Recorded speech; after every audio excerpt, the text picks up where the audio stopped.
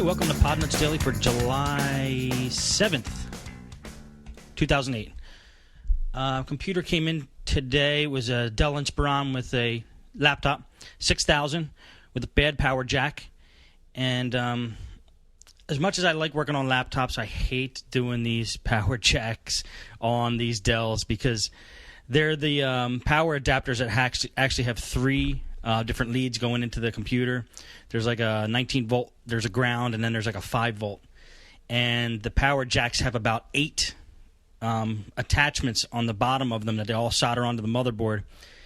And it's nice if you have, like a fresh motherboard without a power jack installed. But once you have a power jack installed, you have to go and unsolder all those leads. And unless you have the right tools and a strong desoldering iron, which I don't have, it just gets messy.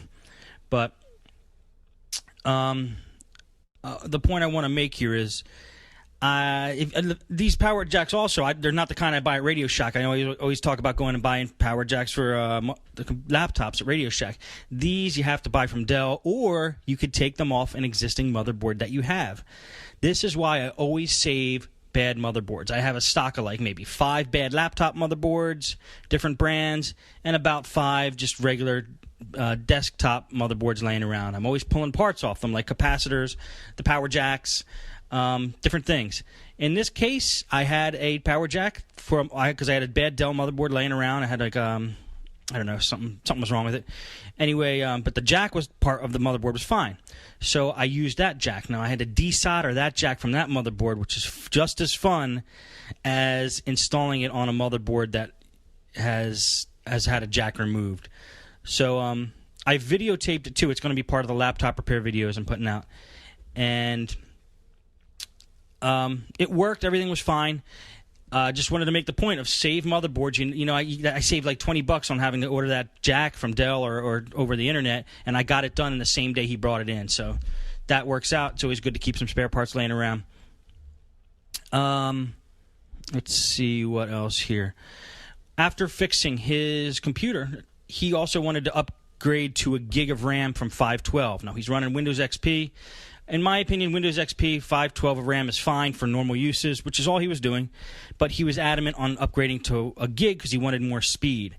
When somebody tells me that, it's a little bit like, it raises an antenna, raises a flag, and I always think, okay, well, what's this guy doing that's causing all that memory to be used? Where is that 512 of RAM being used? And normally it's used in, I found, in the antivirus suites, like the security suites, McAfee or Norton. They take up so much RAM that people feel like they need to upgrade when, under normal circumstances, they'd have plenty of RAM. So anyway, turned on his computer just to see what was causing it, and he had McAfee Internet Security Suite loaded with all the extras. And there was one particular program that was maxing out his processor and wouldn't stop. And the program was hwapi.exe. Let me put it up on the web. I'll tell you what it is. It comes with McAfee, and it's McAfee's Hacker Watch security service. And I'm just going to read. This is from Process Library, or Process Information from liutilities.com. It's one of the websites I like to get process information from. They say this service updates HackerWatch.org website with any suspected security attack which you decide to report to HackerWatch, a service run by McAfee. Disabling or enabling it is down to user preference. Well, that was running and just maxing out his processor at 99%, would not stop. Maybe the guy had a virus or something on it that was causing that to go crazy, or maybe that's just the normal way this HackerWatch thing works. But I went and looked to see where I could disable it. Nowhere could I find it in McAfee. I didn't spend a lot of time, but since he did want his system optimized, which I called him up after I saw this. I said, look, I'm going to add the extra memory to your computer, but you also have a lot of junk on there. That, if you want me to optimize your system, I'll do it for an extra $25.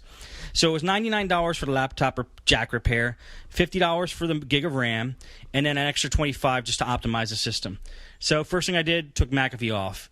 Just that alone Just that alone would have not needed. He would not have needed to upgrade the RAM, and the speed was incredible. Then I go into the control panel and add remove programs, and I get all the junk out. Now I always say I do that, but let me go over some specific programs that I always take out. A lot of systems come prepackaged with like a lot of sign up things like Internet Easy sign up or Earthlink Internet sign up. I get rid of all those sign up things. Then I go through and I look for all like the update programs that run in the background.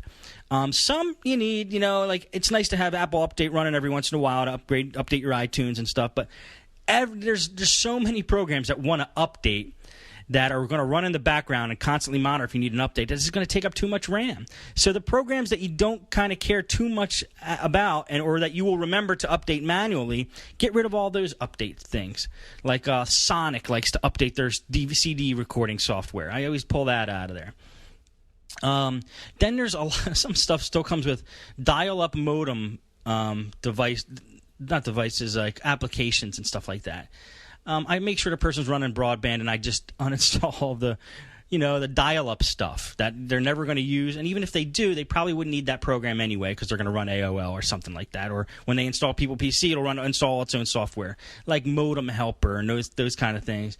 I get rid of that. And then I look for all the fake anti-spyware programs or antivirus programs like XP Antivirus 2008 or programs of that nature, or usually the ones that have spy in the title, like Spy Destroyer or like Spy Killer.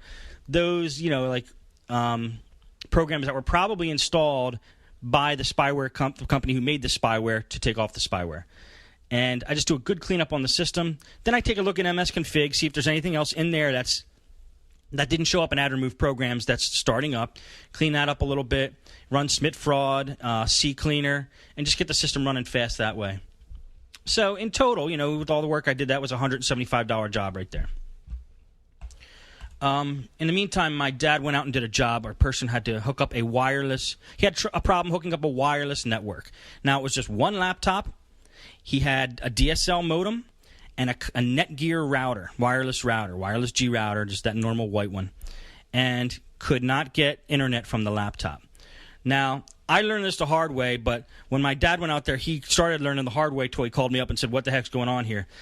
A lot of times with the older DSL routers, it's usually the Westel 6100. It's a little black box.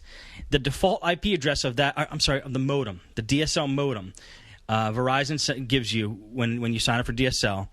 It's a Westel 6100, little black box looking thing. It's got 4 lights on it, and it's pretty simple looking, small. The default IP address for that modem is 192.168.1.1. Okay, now you go buy a Netgear wireless router. You hook that up. The default IP address for that router is 192.168.1.1.